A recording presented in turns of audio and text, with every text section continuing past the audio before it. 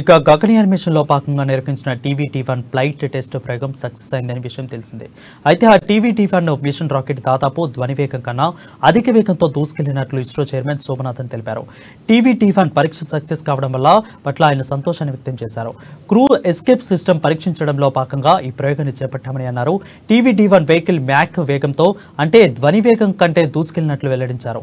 నింగులోకి వెళ్లిన తర్వాత అన్ని ప్రక్రియలు సవ్యంగా సాగినట్లు ఆయన తెలిపారు.